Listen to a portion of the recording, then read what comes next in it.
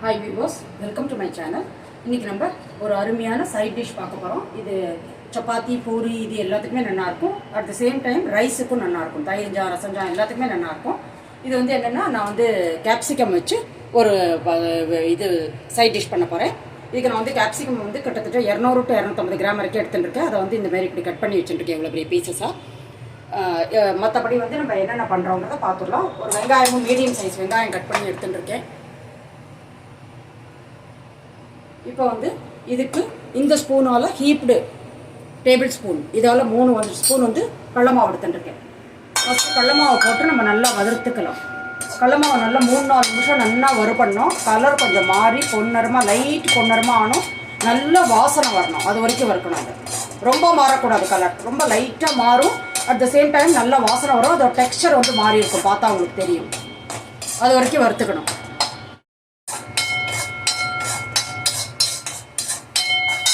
இப்போ வந்து நான் சிம்மில் வச்சு தான் வறுத்தேன். 3 to 4 மினிட்ஸ். உங்களுக்கு வந்து டெக்ஸ்டர் பார்த்தா சேஞ்ச் ஆகிருக்கும். முன்னாடி வழவழன்னு இருந்தது, இப்போ கொஞ்சம் லைட்டாக சாண்ட் மாரி, மணல் மாரி லைட்டாக மாறிடும். அதோட டெக்ஸ்டர் அண்ட் வாசனை வரும். கலர் வந்து துளியூண்டு தான் மாறும். கொஞ்சம் கூட ஜாஸ்தி மாறினா வந்து கசப்புத்தன்மை வந்துடும். அதனால் வந்து இந்த ஸ்டேஜோடு நம்ம நிறுத்திக்கலாம். இதை வந்து எடுத்து வச்சுக்கலாம். இது வந்து 225 கிராம் இருக்கும். அதுக்கு நான் இவ்வளோ எடுத்துட்டுருக்கேன்.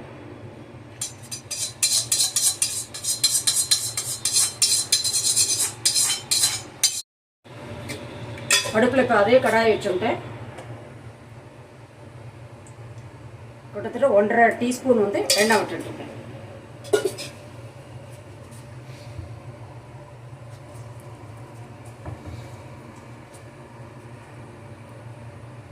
ஜீரகம் போட்டிருக்கேன்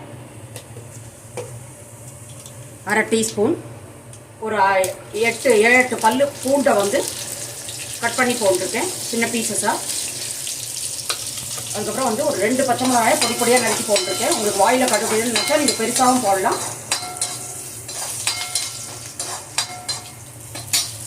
இது கொஞ்சம் வதங்கிடுச்சு. இதில் 1/4 டீஸ்பூன் வந்து இது போட்டுக்கிறேன், பெருங்காயம். நான் இதில் வந்து வெங்காயம், மீடியம் சைஸ் வெங்காயம் ஒன்று பொடியாக நறுக்கி வச்சுருக்கேன்.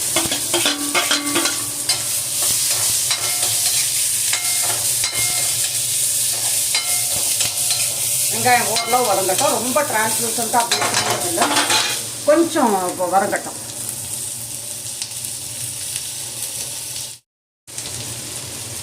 கொஞ்சமாக சால்ட் போட்டிருக்கேன்.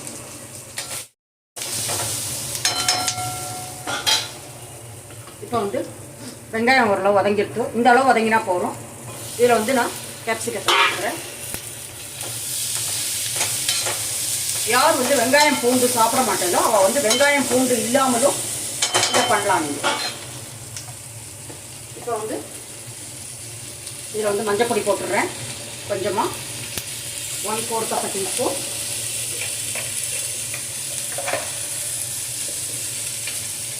முன்னாடி 2 சில்லி போட்டிருக்கேன், க்ரீன் சில்லி. அதனால் 1/2 ஸ்பூன் மட்டும் ரெட் சில்லி பவுடர் போடுறேன், 1/2 டீஸ்பூன். அதே அளவு தனியா பவுடர் போடணும்.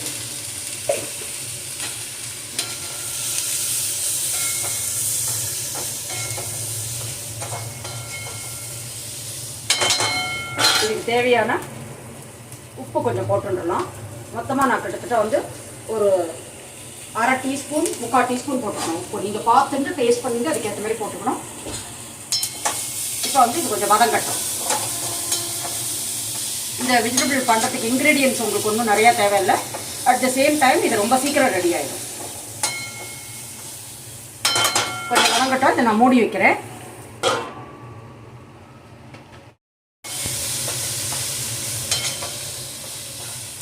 இதை வந்து ஒரு 3-4 மினிட்ஸ் வதக்கணும். நடுவில் செக் பண்ணிகிட்டே இருக்கணும். 2-3 தடவையாவது மினிமம் இதை வதக்கிட்டே இருக்கணும். கொஞ்சம் க்ரன்ச்சியாக மெயின்டைன் பண்ணோம், அப்போ தான் வந்து டேஸ்ட் நல்லாயிருக்கும். கேப்சிகம் வந்து யாருக்கு பிடிக்காதோ அவள் கொஞ்சம் ஜாஸ்தி வேக விட்டுக்கலாம்.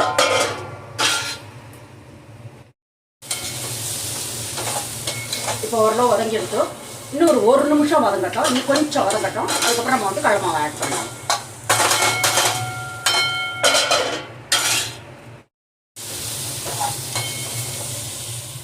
இப்போ இந்த ஸ்டேஜில் நான் வந்து வறுத்து வச்ச கடலை மாவு வந்து இதில் ஆட் பண்ணுவேன்.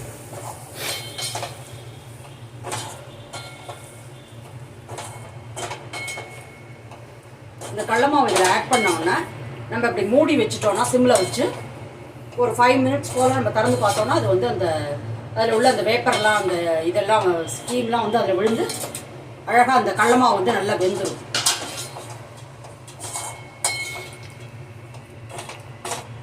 அஞ்சு நிமிஷம் மூடி வச்சாலும் நடுவில் ஒரு தடவை வந்து நம்ம செக் பண்ணிக்கலாம். இப்போ திருப்பி இதை மூடி வச்சுக்கணும். ஒரு 5 மினிட்ஸ்க்கு அப்புறம் பார்க்க போகிறோம். நம்ம நடுவில் ஒரு தடவை மட்டும் எடுத்து ஒரு தடவை வதக்கிக்கணும். இப்போ வந்து ஒரு 2 மினிட்ஸ்க்கு அப்புறம் நான் ஒரு தடவை வதக்கிக்கிறேன். இன்னும் another 3-4 மினிட்ஸ் ஆனோன்னா நம்ம திறந்து பார்க்கலாம்.